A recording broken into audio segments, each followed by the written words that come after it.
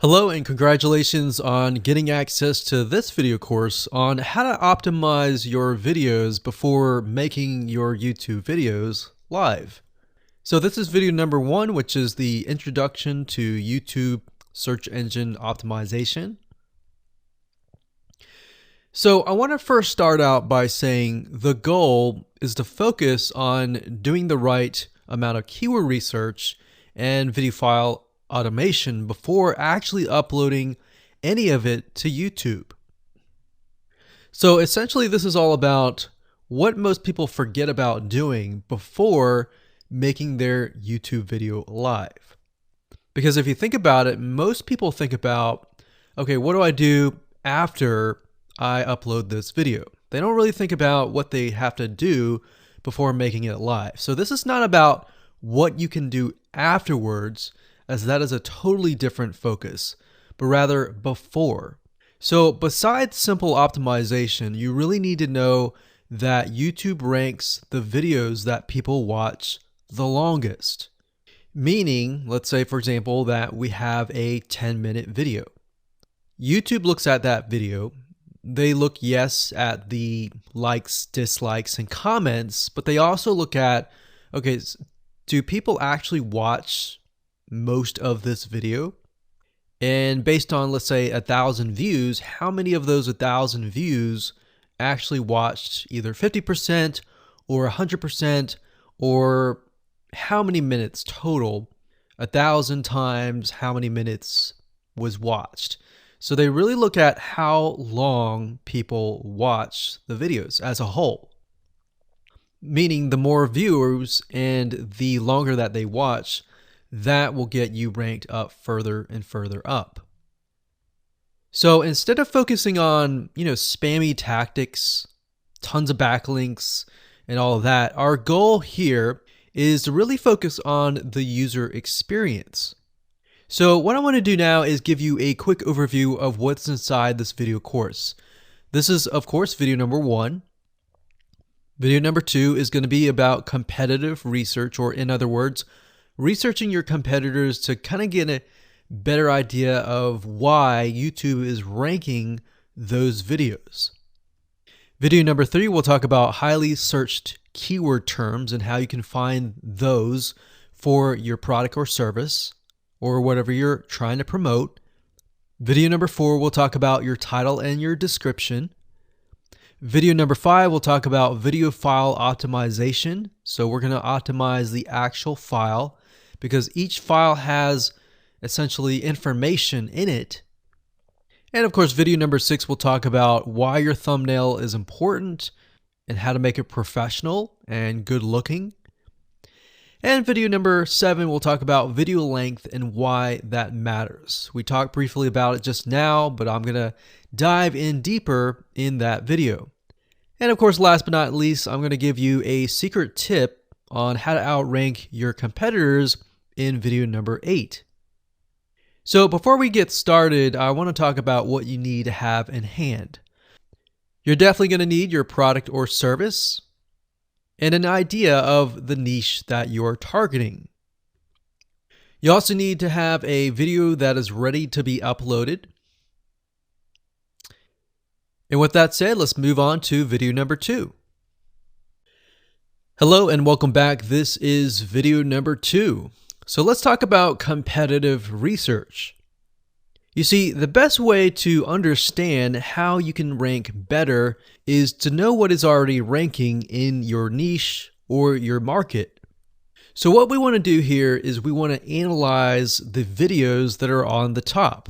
And I want you to specifically look at what titles, what descriptions are they using, and what thumbnails are they using that are eye-catching. And what is the user experience like when you click through those videos? So let's go ahead and do some competitive research. So for the sake of making sure that we find YouTube videos that actually relate to promoting a product, what I want to do now is just to pick a product out of the blue and let's take a look at YouTube. So one product that I've been using for a while now, which has been really, really awesome, is called the Instant Pot. It's basically a pressure cooker that cooks food at a really fast rate. So what we're going to do is we're going to hop on over to youtube.com and we're going to type in Instant Pot and see what we get. So I'm not going to click enter just yet because I'm interested in getting an idea of what kind of potential keywords that we could rank on, or what potential videos that we can create. And we'll talk more about this in the next video. But for now, let's just do some basic keyword brainstorming and then, of course, do some competitive research.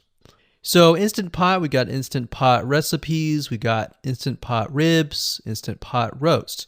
So let's just click here and see what we get. Now we can see how to use Instant Pot has 316,000 views right here. Instant Pot chicken, top 6 easiest things to cook in your Instant Pot. Perfect for beginners.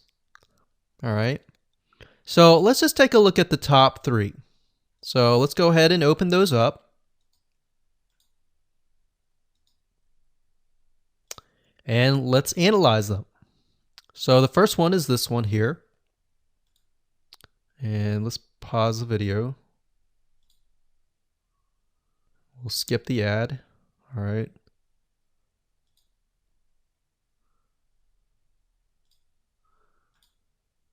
Okay, so how to use the Instant Pot 101 for beginners. So if we think about the type of audience that the Instant Pot attracts, it attracts somebody who has a busy life, who may be a beginner at cooking and just wants a quick and easy meal done fast. So we can see that. So one thing that I like to do is I like to copy the titles to Notepad. Just kind of get an idea of what we're dealing with. So that's the title. Looks like she's promoting an Amazon affiliate link. We can see that here, Amazon.to. We've got Instant Pot hacks, Instant Pot yogurt, and all that. So what she's doing, it's very funny, but she may not realize she's doing this, but what she's using is a method called siloing. And she's basically telling YouTube, hey, not only do I have this video on Instant Pot, I've got Instant Pot hacks, yogurt, recipes, and other recipes. So let's just copy that in here. So that's video number 1. So we're going to rank it from video 1, video 2, and video 3. Let's scroll down a bit. We've got 373 comments. I will say when it comes to YouTube, they're looking for engagement. So comments is good, likes are good, even dislikes are good as well. Even though dislikes are bad from a human standpoint, it tells YouTube that there is engagement. All right. So sometimes we're going to be able to view, we can't do it here, but sometimes you'll actually be able to view more data. But for now, you can't hear. Now, we can actually dig deeper if we want to. So let's just take a look at Natural Brittany's YouTube channel. Because when you're doing competitive research on YouTube, it's not just that particular video. It's actually the whole YouTube channel as a whole. The authority that channel holds. So she has 116,000 subscribers. Click on the videos. She has a good amount of videos that talk about anything, looks like from cooking, from budgeting, from grocery, a lot of very similar videos. So let's scroll down. And now let's go ahead and take a look at the second highest ranking video. So if we go back over to here, and this is the Instant Pot chicken, cook with me, meal planning, meal prepping, Sunday setup. So let's go here, take a look.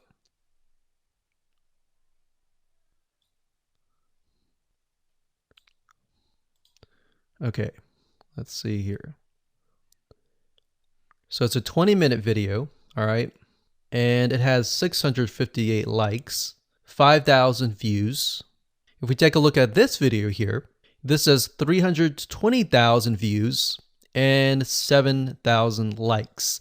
Now, notice how it says 13 minutes here, and notice how it says 20 minutes here. We'll go back to this later on.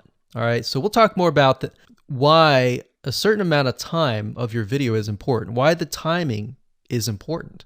And why is it that this lady has only 5,000 views, whereas the other lady has 300,000, and this lady is ranked right below that lady? All right, so why is that important? And why does that correlate to the time? So we'll talk more about that later on. But for now, let's just do competitive research. We're not trying to figure things out right now, and go from there. So if we take a look at the description, it says cook with me as I try a new recipe with Instant Pot. So the description contains the keyword. Sunday setup. Looks like she's got some Amazon links. And if we think about Instant Pot, who could it be targeting? All right, so this lady calls out people who are trying to prep on Sunday. So if we can get an idea of who it's targeting mothers, it's targeting people who are busy, who maybe only have time on Sundays to set things up. And chicken is a common thing, so maybe she's getting a lot of clicks. We don't know exactly, but we know that the headline and the description work together and getting clicks. All right, back over here, this is the third one.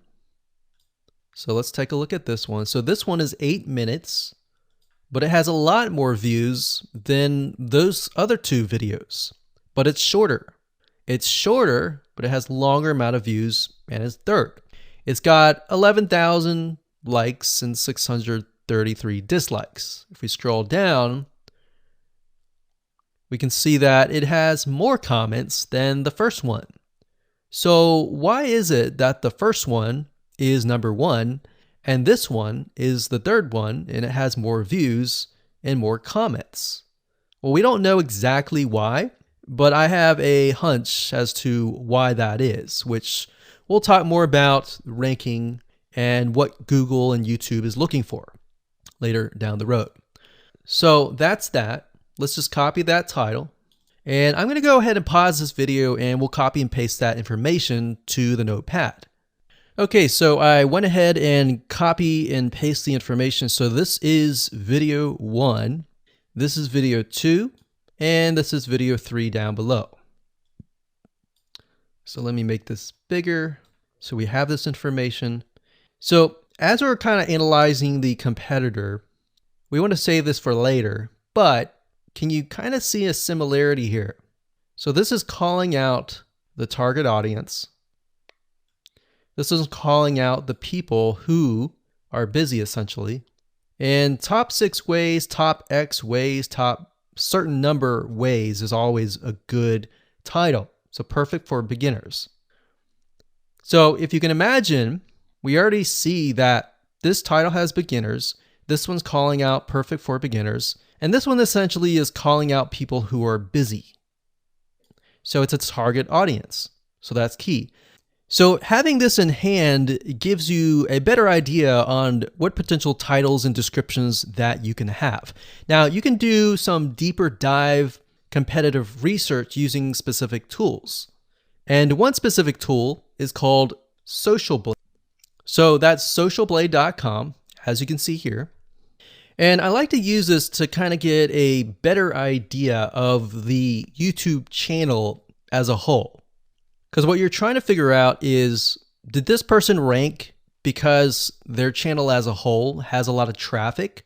Or did this person rank simply because of the titles and the description? So there's many factors that come involved, but let's take a look at Naturally Brittany. So let's go ahead and copy this. And you basically want to come here and type in the username of the YouTube channel. So we'll go ahead and click this here. Okay, so we can see here that this is Naturally Brittany, 116,000 subscribers. She's got 19 million video views. So that kind of gives us an idea of how easy it is to break through. Is it easy? Is it going to take a little bit work or what? So let's just go ahead and open her up, and let's do the same thing with the other videos. So this one is marriage and motherhood.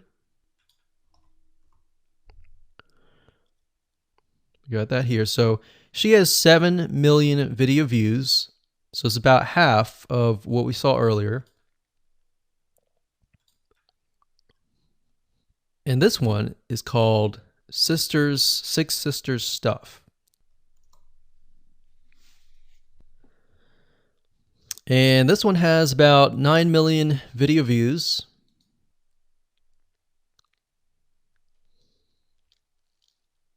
So right off the bat, we can see that if we were to rank on the keyword Instant Pot, it's going to take a lot to break through. But the way we can break through is by using essentially subcategories of that keyword. So Instant Pot recipes or Instant Pot chicken recipe, stuff like that. So we can see that each one of these has about 100 to 200,000 subscribers. So you're going to have to be competing against that. Now, obviously, if you have a good size YouTube channel, that will usually mean that you can break through fairly easily. But if you're just starting out, then breaking through on that keyword is going to be a little bit more difficult. So the next question is, what keywords should you use? And we'll discuss that in the next video. Hello and welcome to video number 3. Let's talk about highly searched keyword terms and how you can figure out what your main keyword is going to be, what your sub keywords are going to be. So one mistake that we see that many YouTubers make is simply making their own title and description. I mean, it's natural, right? But instead of deciding what you think will work, why not use what is already working and do some simple keyword research that's not going to take a lot of time, and this way you'll be able to have the right information that will help you rank on the right keywords. Now the big question is, well, how do I find these keywords? So the best way to find highly searched keyword terms is to look at the Google suggested keywords. And they are suggested for one reason, because they are used a lot. So let me show you how to find them and what they look like. Okay, so from analyzing the previous videos with the top 3 videos to kind of get an idea of what the titles were, what the descriptions were, if we look at the 3 and we refer back to this, the question is, what are the commonalities between the titles? Obviously the keyword Instant Pot, but we also notice that the top one and the third one, they all have the keyword beginners. So beginners in Instant Pot for beginners, all right? So if we go back up here and we go to youtube.com and we type in Instant Pot, what do we get? So when you have a drop down like this is what we call the suggested keywords. And you'll see this in amazon.com, you'll see this in google.com and other major search engines. And what this is high demand and highly searched keyword terms. So in other words, if a lot of people are searching for these keywords, then they'll show up in the drop-down menu, right? So Instant Pot chicken happens to be a very highly searched term. And take a look at this. This one is related to Instant Pot chicken. So that means there's a lot of people searching for Instant Pot chicken. And that might be why this second video is ranked so high. Let's scroll down and take a look. So as we're scrolling down, I also want you to kind of keep an eye on the thumbnails because the thumbnails are key. So we got top 6 easiest things to cook in your Instant Pot. And I'll say, as an Instant Pot user, I really didn't know what recipes were out there that would fit the Instant Pot. Because the Instant Pot, the way it cooks is it pressurizes the food, and you need a little bit of liquid inside it to pressurize. So what I was doing is I was looking for recipes that were specifically made for the Instant Pot. So a lot of these people that are coming here, they don't know. They're just looking for recipes. So the 30 Instant Pot recipes gives people an idea. Oh, okay, I've got 30 recipes that I can pick and choose from. So if you scroll down, it says Instant Pot Ultra. All right. So if we go back here, so Instant Pot Chicken is definitely a top one. Instant Pot Spaghetti, how to use an Instant Pot. Instant Pot Cheesecake, Yogurt, Pho, Beef Stew, Whole Chicken, Rice, and Instant Pot Pot Roast. So these are highly searched keywords. Now let's hop over to Google and see what we get. Do we get the same thing? Do we get something different? So if you go to Google and you type in the same thing, Instant Pot, we can see that we've got Instant Pot recipes, Instant Pot chicken. So notice that the chicken and the roast beef or the pot roast seem to appear both in Google and in YouTube. So whenever you see that, that's a good sign, because you got to understand people searching in YouTube are very different than people searching in Google. They don't show the exact same thing. But if they do, that gives you an idea that if you rank on that term, that you will be able to get traffic from Google and YouTube. Okay, so let's go back here. So Instant Pot Chicken. So let's just do a search and see what we get. So another place to find the Google suggested keyword terms is to scroll all the way down to the bottom. So there we go. So Instant Pot recipe. Now these are specifics, all right? These are searches related to Instant Pot. So people are looking to buy Instant Pot Amazon. So let's just type in Instant Pot Chicken and see what else we get. So if you notice, when we type Instant Pot Chicken, it gives you a more detailed view of the other keywords that are related. So for example, Instant Pot Chicken recipes, chicken rice, chicken noodle soup, chicken thighs, chicken bog, chicken breast recipes, chicken wings, and chicken and dumplings. So let's go over here and see what we get. So Instant Pot Chicken recipe, wings, noodle, biryani, thighs. So a lot of these are actually appearing that are the same. Okay, so moving on here, we've got Instant Pot Chicken. Now let's take a look at what we have here. So what I would do is I would do the same thing, the competitive research. Now, if you notice here, the Six Sisters stuff, it's a different video, but it's a similar video. Now this video is different. This lady is the same.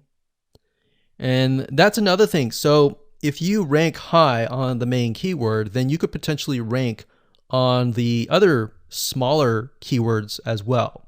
So that gives you an idea of what content to create and what keywords to target.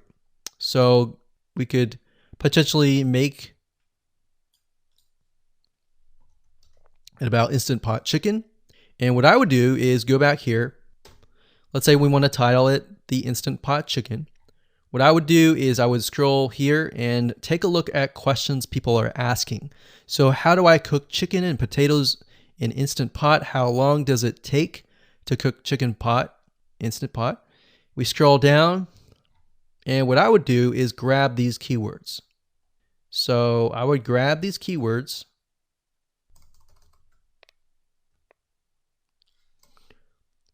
So what we want to do is we want to have a main keyword, and then we want to have sub keywords.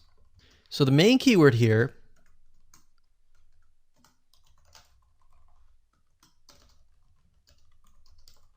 would be Instant Pot Chicken. And then the other ones would be Instant Pot chicken and potatoes, and all the rest here.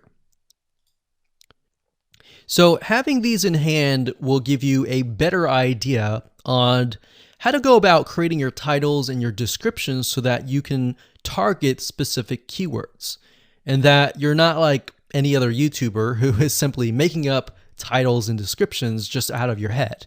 So this way you can be strategic and rank effectively. Hello and welcome to video number 4. In this video, we're going to talk about your title and your description. So let's take what you have gathered in the previous video and let me show you how to properly create your titles and descriptions. So when it comes to creating titles and descriptions, we simply need to do what we did in the previous videos, which was the competitive research. And as you can see here, we have the videos 1, 2, and 3, the top number 1, number 2, and number 3. And of course, we have the main keywords. So we have this main keyword here. So that's definitely going to be in the title. And then of course, if you noticed, the target audience was beginners. So essentially what you're noticing here is that people are calling out the audience, and then of course they have the keyword in the title itself. And then of course you want to make sure that title, main keyword, and target audience is also going to be in your description. Now what I like to do is I like to go look at magazines in that niche. It doesn't necessarily have to be exactly, in this case, Instant Pot, but it needs to be somewhat of that genre. Now, one thing that I noticed was when we took a look at the Instant Pot chicken, you could write out something like top 6 easiest things. So instead of things, you could say chicken recipes or pot roast recipes to cook in your Instant Pot. Or you could say something like Instant Pot chicken dash top 6 easy recipes, or you could use a number. People like numbers, especially knowing that somebody gets an Instant Pot for the sake of saving time. You could say top 6 easy chicken recipes that take less than 30 minutes. Now obviously that's a little bit long, so let's head on over to Google here. So like I said, I like to use magazines. Magazines do a great job in creating titles. So as you can see here, I typed in Instant Pot magazine, and to the right, you'll notice that there's Instant Pot all-time recipes. So let's just go ahead and open that in a brand new window, like so. So it looks like we have to pay, but let's just go ahead and click the free sample. So we can see Instant Pot's all-time best recipes. So you could do something like all-time best chicken recipes, or Instant Pot dash all-time best chicken recipes, or all-time best chicken Instant Pot recipes. So obviously here we're not going to copy word for word because that's plagiarism, but we're going to use something different. We're going to tweak it around. What we're looking here is for headlines. So let's go back here. So it says everyday Instant Pot, 115 delicious, family friendly pressure cooker. So we can say everyday Instant Pot, colon, 6 delicious family pressure cook recipes. So everyday Instant Pot chicken, as long as the word Instant Pot chicken is in there. So we got 66 Instant Pot recipes that put your pressure cooker to work. So we could say something like 6 Instant Pot chicken recipes that take less than 15 minutes.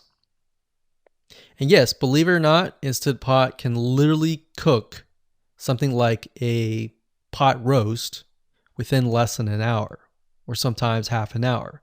Because it's a pressure cooker, it cooks a lot faster. So that's what I like to do, is I like to take a look at magazines. So it doesn't necessarily have to be Instant Pot in this example. It can be another food magazine.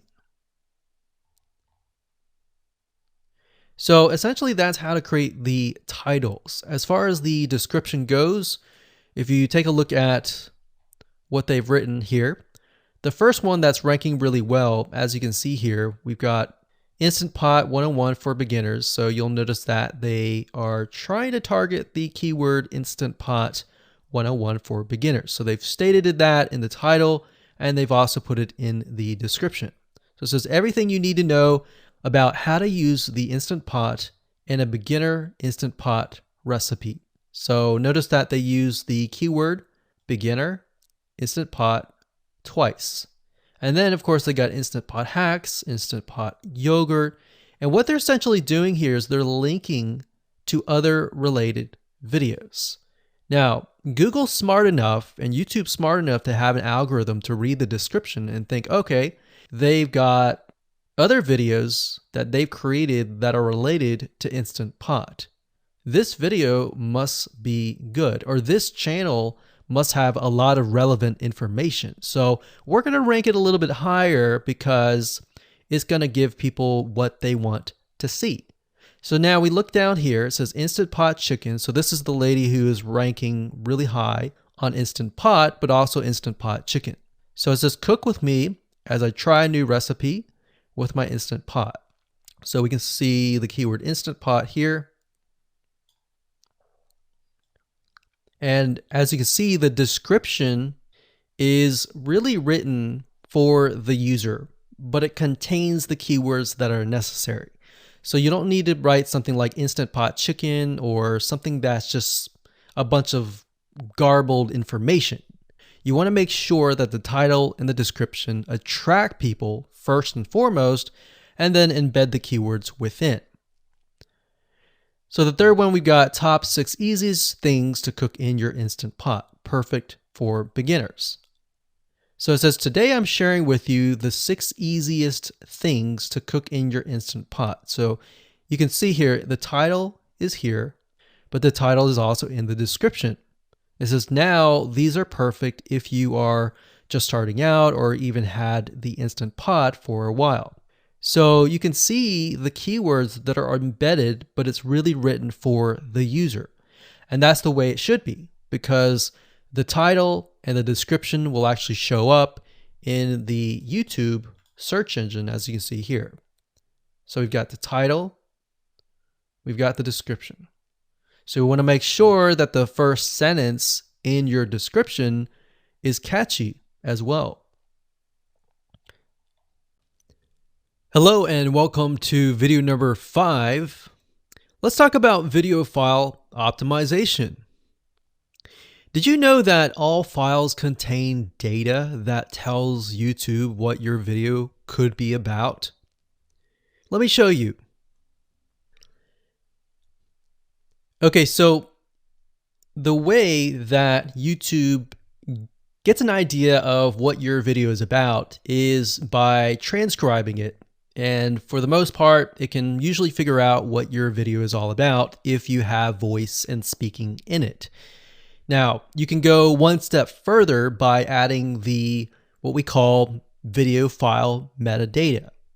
It's very similar to a website metadata. So for example, if you right click on any website and you click on View Page Source, up at the top, you're going to see a lot of what we call metadata.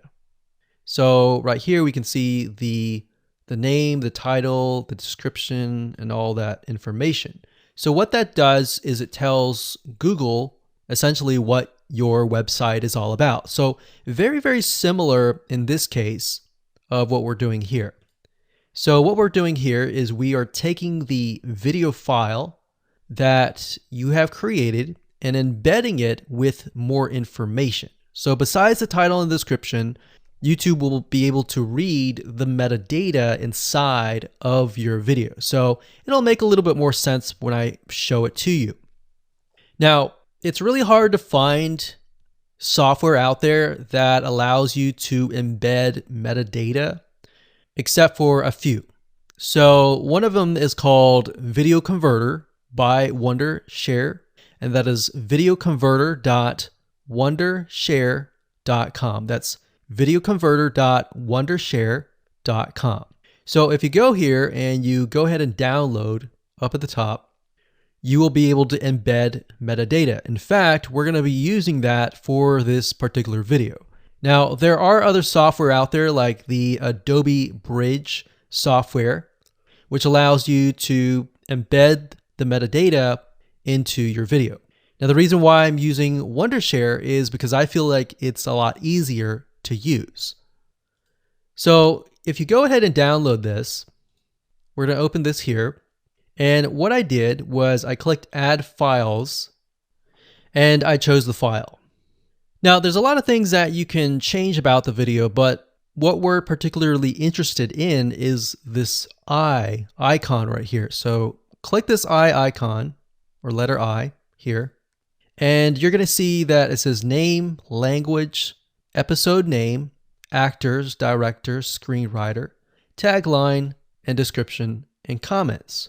So what I recommend is you try to complete this as much as you can. So episode name, actors, so that would be whoever is in the video, the director, the screenwriter, which could be you, and then the tagline.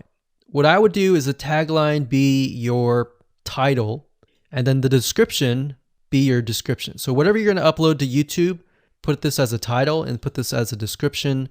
And then for comments, I would put something like keywords. And all you have to do is click save, convert it, and done. That's the reason why we're using Video Converter, because it's just so much easier. With Adobe Bridge, it's easy too, but there's a lot of more options and very easy to get confused. So once you're done with that, you save the video, your video has the metadata inside of it, and all you have to do is simply upload it to YouTube, and that's it. Hello and welcome back. This is video number 6. Let's talk about your thumbnail and why that is important. You see, since our goal is to get more clicks or more views to your YouTube video, we have to rely on attracting viewers. So if you think about it, the thumbnail is the first thing people see as they are scanning to find what interests them the most. So in other words, if you think about it, if you go to youtube.com and you type in a keyword, you're going to see all the results with thumbnails, the titles, the descriptions, and all of that. So that's the first thing that they see. So let's discuss what your thumbnail should contain and what's working in your market and how to figure that out. So when it comes to having a thumbnail, you want to make sure that it is eye-catching, meaning it shows somebody what they want. So if Instant Pot Chicken is your main keyword, you want to make sure that your thumbnail has something in it that entices them. So it's good to have the keyword or the title in it. So you can see right now the way YouTube works is they have an initial title or an initial thumbnail, and then after that you can see motion. So if I put my mouse over it, you can actually see part of the video, which makes it a lot more engaging. So as we scroll down, the initial thumbnail that this woman uses is the Instant Pot, and then this one here, it says Instant Pot recipes, so Instant Pot. So we can see the ones at the top definitely have the Instant Pot in it, or a word that's chicken, or a picture that has chicken in it. So it fits the keyword. Now, if you're not a professional, thumbnail artist or anything like that, there are different sites that you can use to get these created.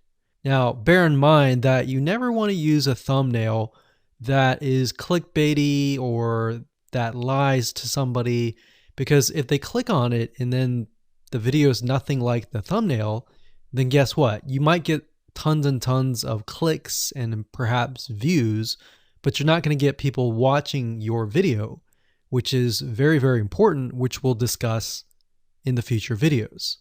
But for now, there are different elements that you need. So what I recommend is you go to a site called creativemarket.com. That's creativemarket.com.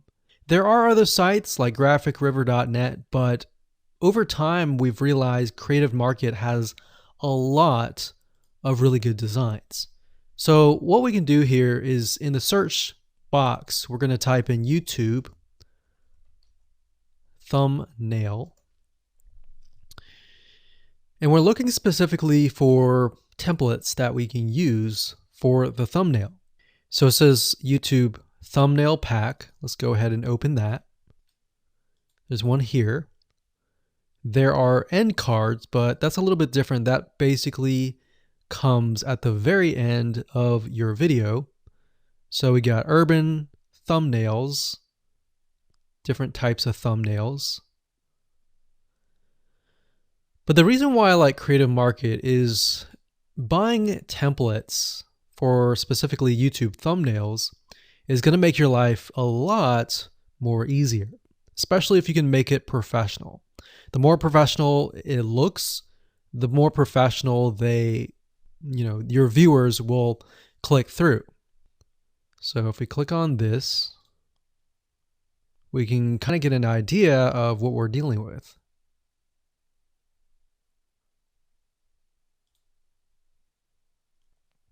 And here's more thumbnails here as well. Now, over time, we've realized with YouTube thumbnails, more and more designs are becoming minimalistic, meaning it's not too fancy, but it's got just enough information to tell the person what it is all about. So it could have text, it could have pictures, but you really need to know what your YouTube video is about before you can create your thumbnail. In fact, I recommend that you create your YouTube video first and then you create your thumbnail so that you can make sure that you attract the right person. Now, what we found a little bit of a technique is to create a thumbnail that is related to essentially the end, meaning if you're creating an Instant Pot chicken recipe, you might want to show the chicken already cooked. So essentially what people get if they click through. So that way people think, oh, okay, this looks really nice. I'm going to click through. And they're more likely to actually watch all the way through to the end. And that's what we want. We want people not to just click through, but to watch all the way till the end. And that's actually going to help us with the ranking. Hello and welcome to video number 7. Let's talk about video length in more depth. So the big question is, how long should your video be? While yes, most folks have said that your video should be short due to attention span, and that's something that we've talked about in the past, and that definitely worked in the past, and that still is true that people's attention span are short.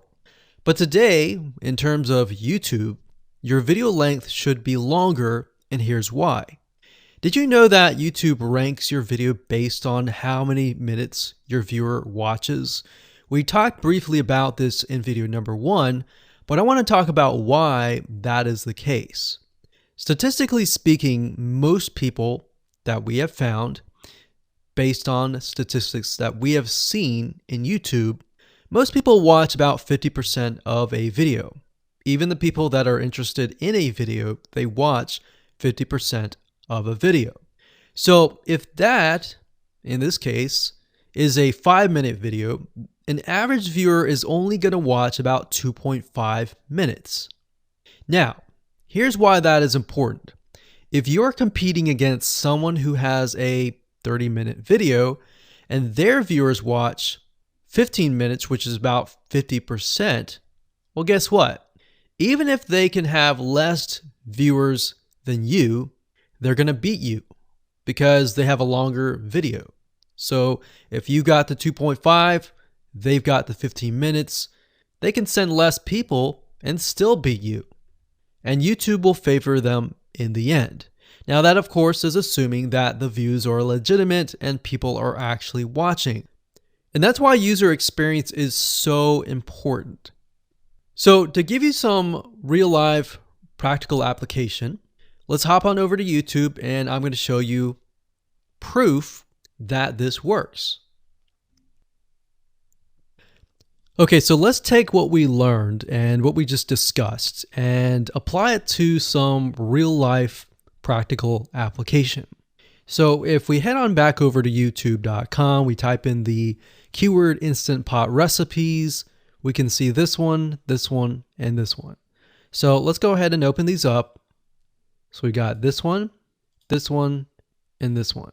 So that's 1, 2, and 3. The first one has about roughly 8 minutes or 9 minutes. We'll say 9 minutes. The second one has about 27 minutes. And the third one has about 20 minutes. Okay. So essentially the second and third have about double the amount of time. So like we talked about, most people watch about 50% or less, and then they quit. That's the average, right? So if that's the case, this person here, even though they have more views, see that? 800,000 views, even though they have more views, they're competing with somebody with a 30-minute video. Essentially, it's 27 or 28, but close to 30. So if we round that, we'll just say this is 10, this is 30, and this is 20. All right, so let's keep it at even numbers. So if that's the case, there's 4 minutes here, 15 minutes here, and 10 minutes here. So this means that the person with the less amount of minutes, they're going to need a lot more views and a lot more people watching it. So in total, if this person has, obviously this person's number one, but what I'm saying here is because YouTube looks at how many minutes are watched, if this person had 800,000 views and this person had only half of that amount, but had more than double this amount, this person right here would most likely rank higher. So see that? Only 100,000 views, 15 minutes. This one here, 20 minutes, only 6,000 views.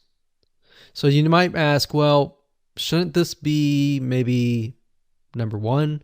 Not necessarily. If we really look at it, so we've got 800 times 4 minutes, and that's not going to be exact. I mean, we could even take 500.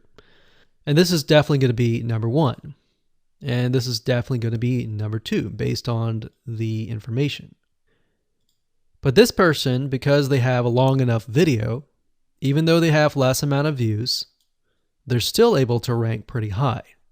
So this is based on one of our YouTube channels, which has over 9 million of minutes watched. And based on that, that's what we've seen. Now, there's other factors like likes, dislikes, comments, and other things like that, titles and descriptions. But that's a big, huge ranking factor because it legitimately tells Google and YouTube, hey, this YouTube video is legit. Not only people are clicking on it, they're actually viewing it. And they're viewing at least about 50% on average. So that's why the video length is important. Now, you don't want to make a long video just to make a long video. You want to make a video that has really good content. And that's the goal. It's not based on spammy backlinks or anything like that. It's based on providing real value. Hello and welcome to video number 8. So just want to say congratulations on reaching the end of this video course. We're going to talk about a secret tip that you can use to outrank your competitors. So we briefly talked about why having a longer video was important, right? So one secret tip that we can give you is that what we have found that works is the following. Longer videos in the sense of live streams, which means you get on YouTube and you talk to people live. You have webinar replays and videos where people expect them to be longer. So in other words, people are expecting these to be longer. If you make a normal video that people expect to be 5 minutes and you make it an hour, then you're not really going to hit that 50%. But when you have a live stream or a webinar replay, usually people typically expect it to be at least 1 hour.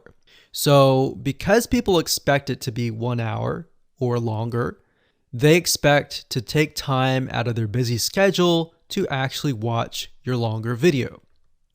And what we found is these work really well compared to the average video. So let's discuss what you need to do in terms of software or even web applications that you need to create live streams and webinar replays. So in order to create a YouTube live stream, you're going to need to have a broadcasting software. There are many. You can go to YouTube and type in live stream, how to set it up, and there's a lot of videos on that. But this is one particular one that we have used and that has worked really, really well for us. It's called Open Broadcaster Software, and it's free, best of all. And that is located at obsproject.com. So as you can see here, there is versions for Windows, Mac, and Linux. So it's simply as easy as downloading and you can start streaming. So the reason why you need this software is basically what it does is it connects to the YouTube live stream system. And when you're ready, you click record and you're good to go. Now, I'm not going to go in depth on how to use this product just simply because there are so many different options and so many different ways of using it. Now, like I said, the tip is when outranking your competitors to have longer views. This is good for kind of a face-to-face talking head type long video. Now, if you want to use a camera, you can do that. If you want to do something like screen capture, meaning you're going to show your screen, then you're going to want to use something like GoToWebinar. And you can go to gotomeeting.com/webinar to do that. Another tool that we have used, which as of now, it is free, and who knows, it could change. So GoToWebinar does cost money, but it's a nice way to kind of engage with people. So this is the route that I would go if you are engaging with people. If you're not engaging with people and you're simply doing screen capture, there is a tool called Use Loom. Let me show it to you. So useloom.com. Loom is essentially a Chrome plugin, and what it does is it allows you to record your screen. It's super easy to use. In fact, it's super, super fast. It's so fast that you can literally start recording, and within seconds when you're done, you'll have the video in hand.